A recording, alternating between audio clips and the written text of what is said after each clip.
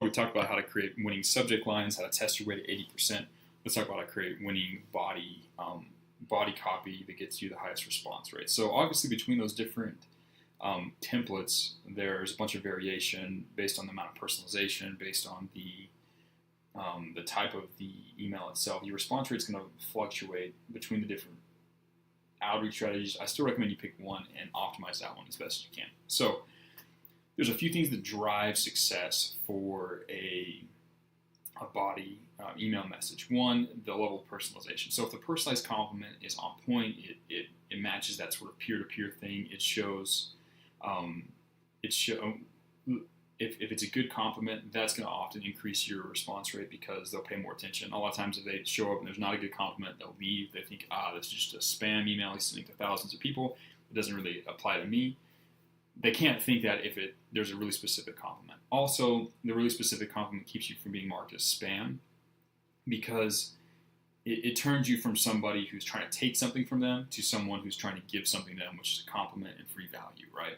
Or something that's potentially valuable for them, right? So it's an important step you want to do. So when it comes to creating good compliments, you want to make sure it's personal. You want to make sure it's specific. As specific as possible, right? You want it to be about something they specifically said on their site, something they said on a podcast, something they said or something they did in a video or a post.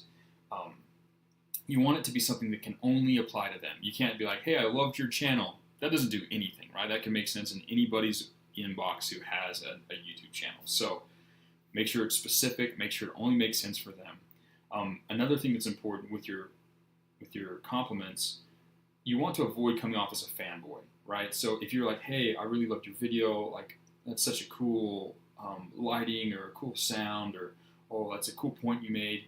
If you make that point, it puts you in the position of the inferior. They think, this guy's one of my fans, right?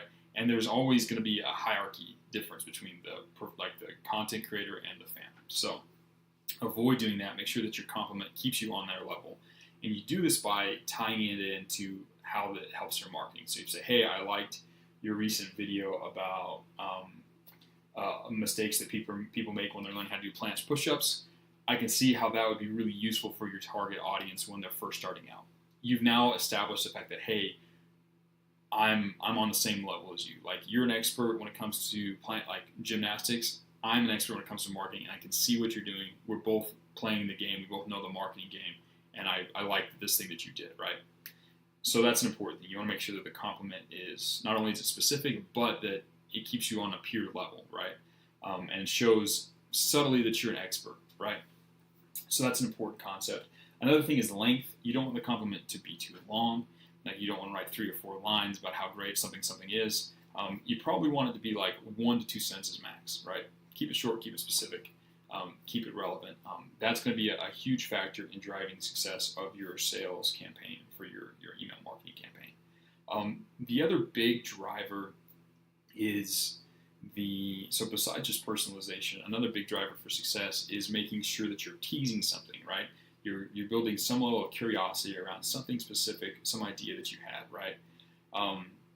And this is going to be really helpful since you've studied fascinations. You know how to write fascinations. You can use some of those same elements. You want to tease the idea. You want to say, I had an idea for how to do this, and then give just a little bit of information about how. Not enough to ruin the surprise, but just enough to give them some curiosity about the full picture so they will opt in and go to the next stage of, there's different email outreach strategies. So you've got to build curiosity. If there's no curiosity, you're going to have a much, much lower response rate. So build curiosity.